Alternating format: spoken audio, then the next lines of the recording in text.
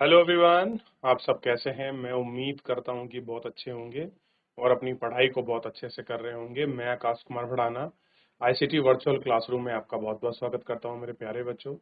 जैसा आपको पता है, हमारी बेसिकली आपका 7 क्लास है मेरे प्यारे बच्चों, और इसी 7 क्लास के अंतर्गत आज हम लोग आपका देख रहे हैं हमारे अतीत सेकंड हमारी बुक है। चैप्टर नंबर 4 हम लोग आपका देख चुके हैं। आज हम चैप्टर नंबर 5 देखेंगे। 4 में हमने मुगल बादशाहों को 16वीं से 17वीं शताब्दी के बीच उनका एम्पायर कैसे बढ़ा, उन सारे संबंधित चीजों को हमारे चैप्टर के मुताबिक हमने देख लिया था। आज हम चैप्टर नंबर 5 की तरफ आगे बढ़ रहे हैं और चैप्टर नंबर 5 आपके सामने है। चैप्टर नंबर 5 है जनजाति, खानाबदोश और एक जगह बसा हुआ समुदाय। तो हम इनको जो है गौर करके देखेंगे कि कैसे एक जगह ये बसा हुआ है। तो इसी में सबसे पहले अगर हम चलें तो आप लोगों को कुछ चीजों को ध्यान देना है और पढ़ना है अच्छे से। जनजातीय, खानादेश और एक जगह बसे हुए लोग। ठीक है, अब देखिए, सबसे पहले मुझे बताइए, क्या आपने ऐसे चित्र देखे हैं कभी? देखिए,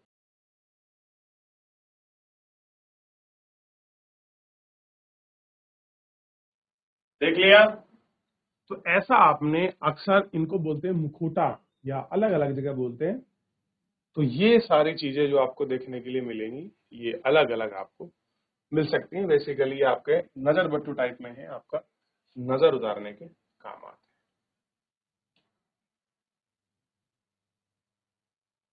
कह रहे हैं कि अध्याय 2 और 3 तथा 4 में देखे गए आप किस प्रकार राज्यों का उत्थान और पतन हुआ है। आपने चैप्टर नंबर 2 में देखा और 3 में, 4 में कि कैसे क्या बहुत सारे ऐसे राज्य हैं जिनका उत्थान मतलब उदय हुआ, उभरे, और कुछ ऐसे राज्य हैं जिनका पतन हुआ, वो भी आपने इसमें देखे। इस उठापटक के बीच कला, दस्तकारी और उत्पादक गतिविधियों की नई किस्में शहरों और गांव में फल फूल रही थी। भले ही राजनीतिक में उठापटक हो रही हो, कोई नया राजा आ रहा हो, कोई नया राजा बन रहा हो, लेकिन इन सबके बीच आप देखेंगे तो कुछ कलाकृति विकसित हुई, दस्तकारी, कुछ चित्रकारी, हाथ के बनाने वाले सामान, कुछ नया प्रोडक्शन, ये कुछ चीज जो है खास आपका पैदा। ठीक, और ये सारी चीजें गांवों में फल फूल रही। अंतराल में कोई महत्वपूर्ण राजनीतिक, सामाजिक, आर्थिक परिवर्तन हुए, लेकिन सामाजिक परिवर्तन की जगह में एक समान नहीं थे, क्योंकि अलग अलग किस्म के समाज अलग अलग तरीकों से विकसित हुए, और ऐसा करके और क्यों हुआ, इनको समझना महत्वपूर्ण है। इस उपमहाद्वीप के बड़े हिस्से में समाज वर्ग नियमानुसार पहले ही विभाजित था। यानी यहाँ का जो समाज है वो पहले ही आपका वर्ण व्यवस्था के हिसाब से बटा हुआ था। ब्राह्मण द्वारा सुझाए गए नियम बड़े राज्यों के राजाओं के द्वारा स्वीकृत किया गए थे। इस ऊंच और नीच, अमीर के बीच फासला बढ़ गया। दिल्ली के सुल्तान और मुगलों के काल में श्रेणीबद्ध समाज में ज्यादा आपका जटिल हो गया। कैसा हो गया? ये चीजें और ज्यादा आपका बढ़ गई। चलिए एक बार देखिए, समाज आपने पहले भी पढ़ा है, कैसी गतिविधियां इनको पढ़े।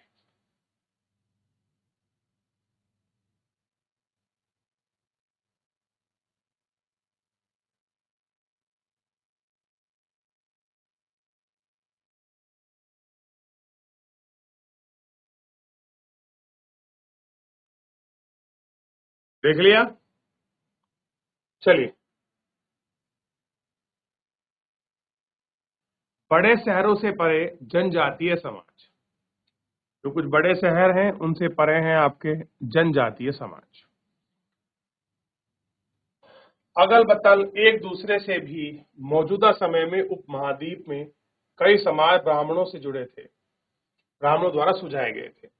सामाजिक नियम, कर्मकांड को नहीं मानते थे। कुछ लोग ऐसे थे सामाजिक नियम और जो कर्म कांड है उनको बेसिकली नहीं मानते थे। चलिए, और कई नियम ऐसे सुझाए गए थे। अब देखिए, कुछ लोग क्या थे जो समाज के नियम और कर्म कांडों को विश्वास नहीं रखते थे, यानी कि उन्हें इस समाज के नियम और कर्म कांड में कोई भी किसी तरह की मान्यता नहीं थी, न रखते थे, और ना ही वे असमान वर्ग में विभाजित थे। अक्सर ऐसे समाजों को जनजातीय कहा जाता था। जनजाति मतलब जिसमें सामाजिक आपका विभाजित हो, असमान वर्ग में विभाजित हो, उनको हमने कह दिया है जनजातीय। वैसे अगर आपको जनजातीय देखना है तो जनजाति लोग बेसिकली वो हैं जो आपका जंगल क्षेत्रों में निवास करते हैं, जो जंगल ही जिनका घर है, वो ही हम कह सकते हैं वो आपका जनजाति है। उन्हीं में जनजाति में से एक और कहते हैं आदिवासी जनजाति, जो बहुत प्राचीन समय से वहां रह रहे हैं। क्लियर है? प्रत्येक जनजाति के सदस्य नातेदारी और बंधन से जुड़े हैं और कई जनजाति खेतों से अपना जीवन उत्पन्न करती है और कुछ दूसरी जनजाति के अलावा शिकार संग्राहक या पशुपालक प्राय हैं।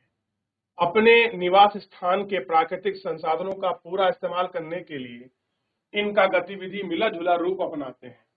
कुछ जनजाति खानाबदोश थी और एक जगह से दूसरी जगह घूमती रहती थी। जनजातीय समूह संयुक्त रूप से भूमि और चारागाह पर नियंत्रण रखते थे और अपने खुद के बनाए गए नियम के आधार पर परिवार के इस बीच का बंटवारा करते थे।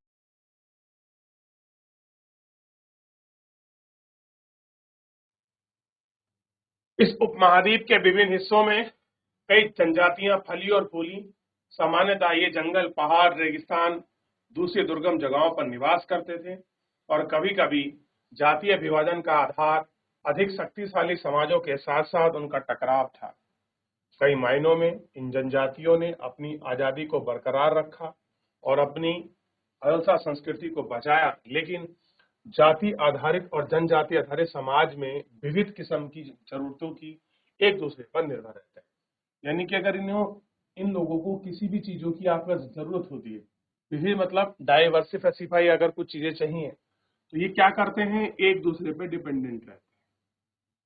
टकराव और आत्मनिर्भरता के इस संबंध ने दोनों तरह के समाज को धीरे धीरे बदलने का काम किया। जब आप एक दूसरे पर डिपेंड हो रहे हो तो ये लोगों को बदलने का काम कर रहे थे। क्लियर है? अब है जनजाति लोग कौन थे। जनजाति लोग कौन थे? समकालीन इतिहास और मुंसफियों ने समाज के बारे में बहुत कम जानकारी दी है। कुछ अपवादों को छोड़ दें तो जनजातीय लोग भी लिखित दस्तावेज नहीं रखते थे, लेकिन समृद्ध रीति रिवाज और वाच्य मौखिक परंपराओं के वे संरक्षक थे। कैसे थे? वे आपका संरक्षक थे। ये परंपराएं हर नई पीढ़ी में विरासत में मिली थी। कह रहे कुछ ऐसी परंपराएं थी जो भी नई पीढ़ी आ रही थी, उस नई पीढ़ी को विरासत मतलब हमारे अपने पूर्वजों से जो चीज हमको गिफ्ट में मिलती है। ठीक है? क्या बोलते हैं उसको? आपका विरासत कहते हैं। आज के इतिहासकार जनजाति का इतिहास लिखने के लिए आपका वाच्य परंपराओं का इस्तेमाल करते हैं, यानी कि कहानी आधारित कुछ सुना है, लिखा है, उसी आधार पर ये बात करते हैं। जनजाति लोग भारत के लगभग हर क्षेत्र में पाए जाते हैं। किसी भी एक जनजाति का इलाका और प्रभाव समय के साथ साथ बदलता रहता है। कह रहे कोई जनजाति है, उसका कोई इलाका है और उसका प्रभाव है, वो समय के साथ आपका बदलता रहता है। कुछ शक्तिशाली जनजातियों का बड़े इलाके पर नियंत्रण था। पंजाब में खोखर जनजाति, खोखर एक आपका जनजाति है आपका, और पंजाब में निवास करती थी। 13वीं और 14वीं शताब्दी के दौरान बहुत प्रभावशाली थी। बाद में घक्कर लोग ज्यादा महत्वपूर्ण हो गए। मुखिया कमल खान गफ्फार के बाद बादशाह अकबर ने मनसबदार बनाया। मुल्तान यानी कि जो पाकिस्तान का पार्ट है और सिंध में मुगलों द्वारा अधीन कर जाने से पहले लंगा अगुहान लोग प्रभुत्व का अत्यंत विशाल क्षेत्र था। उत्तर पश्चिम क्षेत्र में एक और विशाल शक्तिशाली जनजाति थी जिसको क्या कहते थे? बलूच। और आपको पता है बलूच कहाँ निवास करते हैं? आज जो आपका पाकिस्तान का एक प्रांत है, एक राज्य है जिसको कहते हैं बलूचिस्तान, तो बलूचिस्तान में बलूच निवास करते हैं और ये क्या है? जनजाति है। अलग अलग समुदाय वाले कई छोटे कुलों में बटे हुए हैं। पश्चिमी हिमालय में गाड़ी गडरकियों की जनजाति रहती है। उपमहाद्वीप के सुदूर पूर्वी भाग पर नाग, अहोम, कई दूसरी जनजातियों का प्रभुत्व है। कैसे है? इन कई दूसरी जनजातियों का आपका प्रभुत्व जो है हमको दिखाई देता है। देख लीजिए, डाउट है बेटा पूछ लीजिए।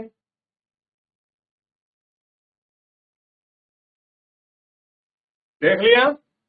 चलिए बेटा ध्यान दीजिए। देखिए ये है, ये आपका पंजाब, बेसिकली जम्मू कश्मीर से लगा हुआ जो पार्ट है पाकिस्तान वाला, वहां आपको मिलेंगे। बलूची बेसिकली पाकिस्तान और इधर लगता है अफगानिस्तान उस वाले रीजन का है।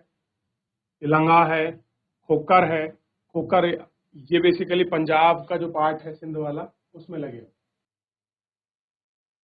चलिए, बहुत सारे जनजाति समूह हैं जो आपको दिखाई देगा। जैसे भील आपको राजस्थान में दिखाई देंगे। ये जो आपका नीचे रीजन है आपका महाराष्ट्र वाला, कोल यहाँ दिखाई देंगे, औरंगा दिखाई देंगे, ये गोंड वाला क्षेत्र है, या गोंड दिखाई देंगे, खोंड दिखाई देंगे आपको, मुंडा यहाँ दिखाई देंगे। क्लियर है?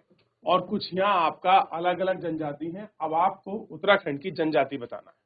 ठीक है, आपको समझ आ जाएगा। ठीक ठीक है ना बच्चों? ये आप ध्यान रखिए।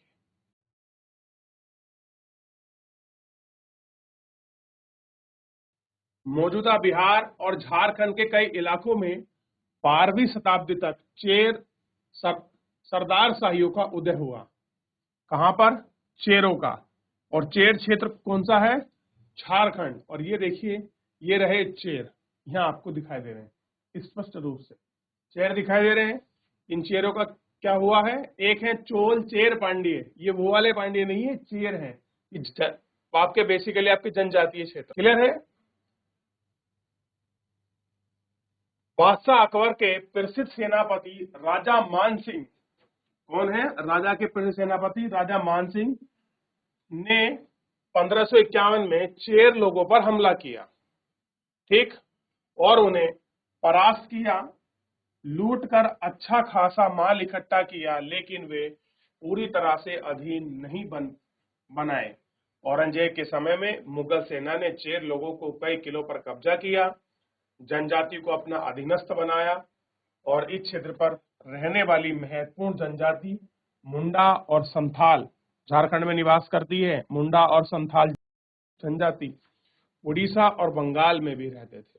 यानी कि बहुत बड़े अच्छे, मतलब एक पॉपुलेशन, एक आपकी जनसंख्या जो है यहाँ पर आपकी रह रही है। क्लियर है? आप इससे आगे बढ़ेंगे। देखिए भील लोग बेसिकली कैसे आपका शिकार करते थे, ये आपको दिखाई देगा। क्लियर है? ये देखिए, इस चित्र के माध्यम से आपका देख सकते हैं।